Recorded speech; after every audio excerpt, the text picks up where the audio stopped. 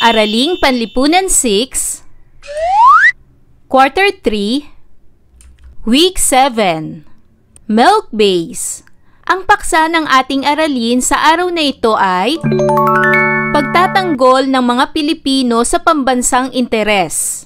Ito ay mula sa Learner's Packet Lip. Hello kids! It's me, Teacher Frel. Don't forget to subscribe, like, and share, and hit the notification bell for the latest video. You can also follow my Facebook page, Teacher Frel TV. Sa araw na ito ay pag-aaralan natin sa asignaturang Araling Panlipunan ang tungkol sa pagtatanggol ng mga Pilipino sa pambansang interes. Para sa most essential learning competencies, napahahalagahan ang pagtatanggol ng mga Pilipino sa pambansang interes. Sa nagdaang aralin, nalaman mo ang mga programang pinapatupad ng iba't ibang administrasyon sa pagtugon sa mga suliraning hamong kinakaharap ng mga Pilipino mula 1946 hanggang 1972. Sa araling ito ay malalaman ang mga pagtatanggol ng mga Pilipino sa pambansang interes. Bilang isang mag-aaral, ikaw ay inaasahang: una, natatalakay ang mga pangyayaring may kinalaman sa snap election o biglaang halalan. Pangalawa, na ilalarawan ng EDSA Revolution noong Pebrero 1986. Pangatlo, na ipaliliwanag ang kabayanihang ginagawa ng mga Pilipino sa pakikiisa sa muling pagkakamit ng demokrasya at katarungan sa bansa. At pang-apat, napahalagahan ang epekto ng people power para sa pagkakamit ng kalayaan. Natuklasan natin ang naging kalagayan ng bansang Pilipinas sa ilalim ng bagong republika, lalong sumidhi ang kahirapang dinaranas ng mga mamamayan. Maging ang Estados Unidos at International Monetary Fund or IMF ay nagkaroon ng pag-aalinlangang muling magpahiram ng salapi sa bansa dahil sa krisis na dinaranas nito. Para makautang muli, nagbigay ng kondisyon ang IMF na kailangang mapatunayan ni Pangulong Marcos na may tiwala pa ang taong bayan sa kanya.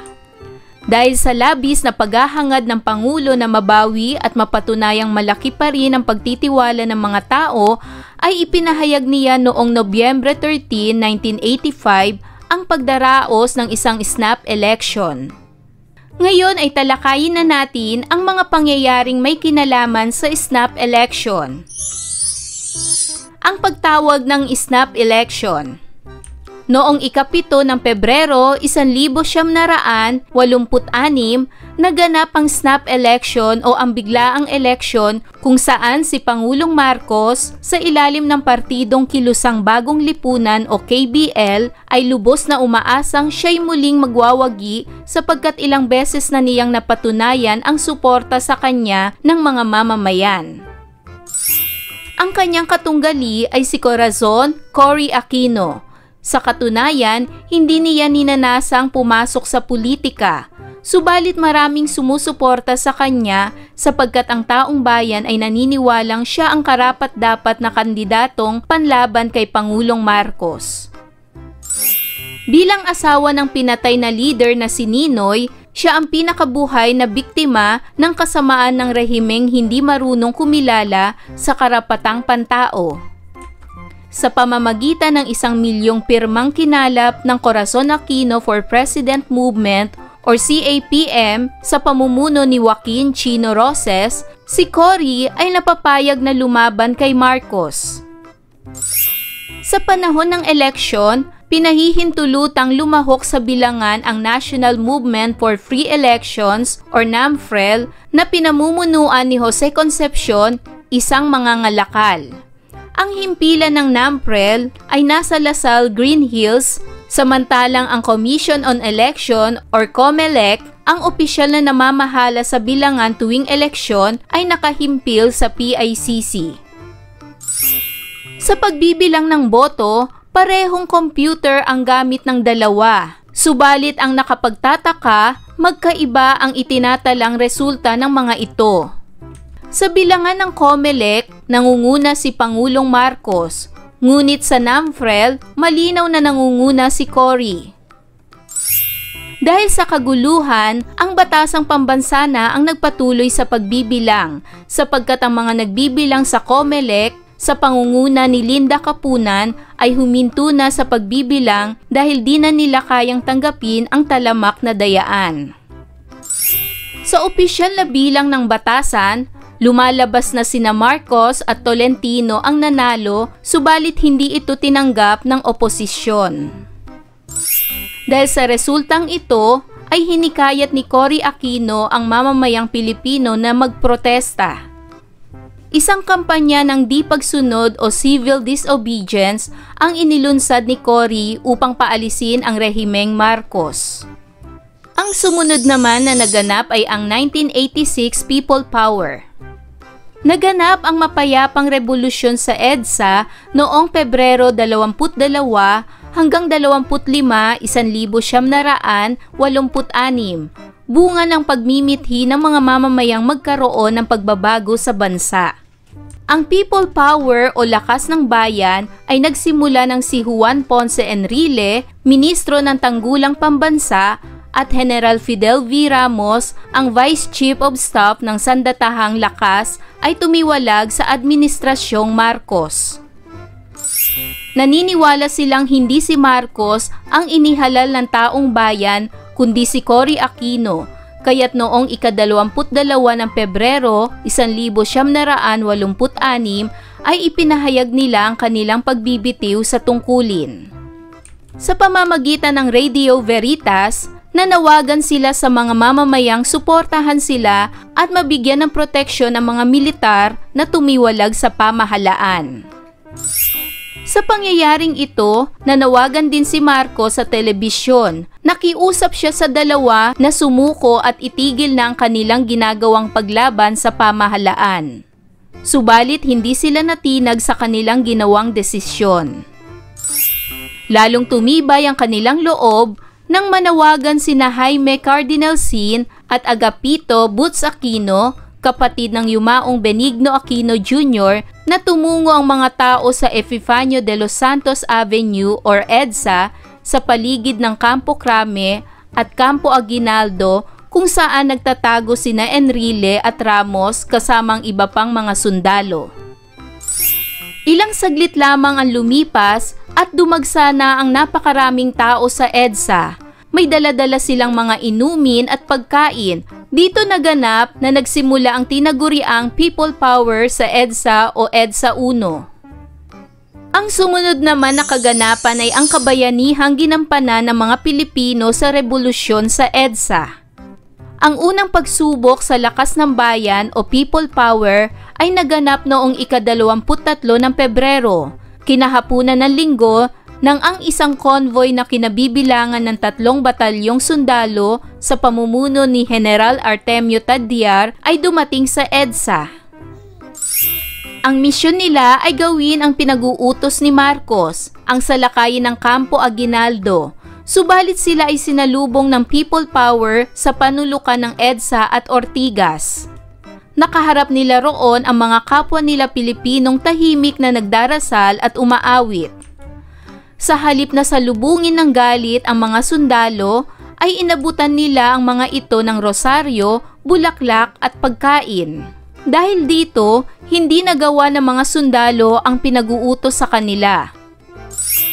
Kinabukasan, ika-24 ng Pebrero, Lunes ng madaling araw, ay isang pangkat naman ng mga sundalong marino ang inatasang sumalakay sa Campo Aguinaldo. Hinagisan nila ng mga tear gas ang mga tao upang magkahiwa-hiwalay ang mga ito. Subalit sila ang umurong sapagkat sa kanila pumunta ang usok ng tear gas. Hindi nagtagal ay dumating naman ang mga helicopter gunships sa pamumuno ni Colonel Antonio Sotelo. Nakadama ng takot ang mga tao sapagkat wala silang kalaban-laban sa isang pagsalakay mula sa Himpapawid. Subalit isang himala ang naganap sapagkat ang mga sakay ng helicopter ay pumanig sa kanila. Bago magtanghali ng araw na iyon, ay marami ng sundalo ang kumampi sa panig ng oposisyon. At ang sumunod na kaganapan ay ang pagwawakas at resulta ng revolusyon. Tinatayang umabot sa 3 milyon ang bilang ng taong nakiisa sa People Power sa EDSA. Sa lugar ng EDSA sa Channel 4 at sa mga lansangan patungong Malacanang ay makikita ang nagkakaisang sambayan ng Pilipino, pari, madre, seminarista, pastor, ministro, matanda, bata, mayaman, mahirap, Kristiyano at maging hindi Kristiyano ay magkakapit-bisig habang nagdarasal. Buong tapang nilang sinalubong ang mga kanyon at tangke. Pinakiusapan nila ang mga loyalistang sundalong huwag ipuputok ang mga tangke at mga kanyon sa mga kapwa nila Pilipino. Sinikap nilang palambutin ang kalooban ng mga kawal sa pamamagitan ng pagngiti at pagbibigay ng inumin at pagkain. Higit sa lahat, nagdasal at nagkantahan ng makabayang awitin ang mga tao. Noong Pebrero 25, ganap nang nagtagumpay ang sambayan ng Pilipino. Sa harap ni Mahistradong Claudio Tihangki, si Corazon C. Aquino ay nanumpa bilang Pangulo ng bansa, samantalang si Salvador Laurel ay nanumpa bilang pangalawang Pangulo sa harap ni Magistrado Vicente Abad Santos. Ang mahalagang pangyayaring ito ay naganap sa Club Filipino sa Green Hills, San Juan na dinaluhan ng libo-libong Pilipino. Sa kabilang dako naman, sa Malacanang ay nanumpa rin si Pangulong Marcos bilang isang Pangulo di umano sa harap ni punong Magistrado Ramon Aquino. Ngunit batid ng pamilya Marcos na wala na silang magagawa upang sila ay manatili pa sa posisyon dahil ang taong bayan na ang kanilang kalaban. Dahil dito, noong gabi ng Pebrero 25, 1986, ang pamilyang Marcos kasama ang kanilang malalapit na kaibigan ay umalis sa Malacanang sakay ng helicopter patungong Clark Field at mula rito ay tumuloy sa Hawaii. Sa wakas ay natapos na ang pamumuno ni Pangulong Marcos. Ang mapayapang revolusyong tumagal ng 4 na araw ang siyang nagbigay wakas sa pamahalaang Marcos. Noong araw na iyon, napuno ng kagalakan at nagdiriwang ang sambayan ng Pilipino sapagkat sa wakas ay kanilang naibalik ang tunay na demokrasya at katarungang matagal na nilang inaasam-asam. Ngayon naman ay sagutin ang mga sumusunod na tanong. Unang katanungan, bakit napilitan si Pangulong Marcos na magdaos ng snap election? Ilarawan ang kinalabasan ng botohan. At narito ang aking halimbawang sagot. Dahil si Pangulong Marcos ay lubos na umaasang siya'y muling magwawagi sapagkat ilang beses na niyang napatunayan ang suporta sa kanya ng mga mamamayan. Sa bilang ng COMELEC ay nangunguna si Marcos, samantalang sa bilang ng NAMFREL nangunguna naman si Cory. Pangalawang katanungan, sa iyong palagay, bakit gayon na lamang ang suportang ibinigay ng sambayan ng Pilipino kay Pangulong Corazon Aquino? At narito ang aking halimbawang sagot. Maraming sumusuporta kay Pangulong Corazon Aquino sapagkat ang taong bayan ay naniniwalang siya ang karapat-dapat na kandidatong panlaban kay Pangulong Marcos. Bilang asawa ng pinatay na leader na si Ninoy, siya ang pinakabuhay na biktima ng kasamaan ng rehimeng hindi marunong kumilala sa karapatang pantao. Para naman sa pangatlong katanungan, nagaganap pa rin ba ang dayaan sa eleksyon sa kasalukuyan? Ano ang maaring gawin ng mga mamamayan para mahinto ang dayaan sa eleksyon? At narito ang aking halimbawang sagot. Sa aking palagay ay may mga nagaganap pa ring dayaan sa eleksyon, subalit ito'y hindi na nagtatagumpay dahil sa pagiging mapagmatsyag ng mamamayan at sa pagbabantay na rin ng ating mga kapulisan. Para naman sa pang-apat na katanungan, ilarawan ang naganap na revolusyon sa EDSA. Bakit hinangaan ng buong mundo ang mga Pilipino sa pangyayaring ito? At narito ang posibleng sagot. Ang mga pangyayaring naganap ay nabalita sa buong mundo, bagay na hinangaan ng maraming bansa dahil sa kabayanihan, katapangan at pagkakaisang ipinamalas ng mga Pilipino makamit lamang muli ang inaasam-asam na demokrasya at katarungan. Panglimang katanungan.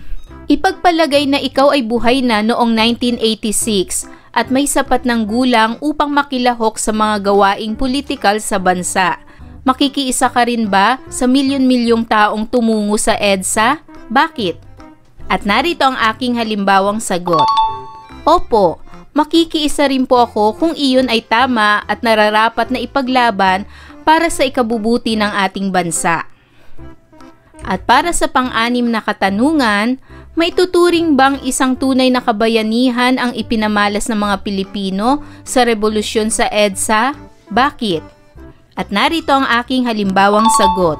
Opo, may ituturing na kabayanihan ang ipinamalas ng mga Pilipino sa revolusyon sa EDSA sapagkat sila ay nagpakita ng katapangan, pagmamahal at pagkakaisa. Ang mga pangyayaring naganap ay nabalita sa buong mundo, bagay na hinangaan ng maraming bansa. Sadyang kahanga-hanga ang kabayanihan, katapangan at pagkakaisang ipinamalas ng mga Pilipino makamit lamang muli ang inaasam-asam na demokrasya at katarungan. Sa iyong sariling paraan ay mag-isip ka ng mga mumunting paraan kung saan maipapakita mo ang pagpapahalaga sa pagtatanggol ng mga Pilipino sa pambansang interes. Itala ang iyong sagot sa baba. Ako'y isang munting bayani, maipakikita ko ang pagpapahalaga sa pagtatanggol ng mga Pilipino sa pambansang interes sa pamamagitan ng paggawa ng mabuti sa aking kinabibilangang bansa, maipakita ko ang aking pagiging Pilipino sa pamamagitan ng pagiging tapat at pagmamahal sa aking bayan at sa aking kapwa.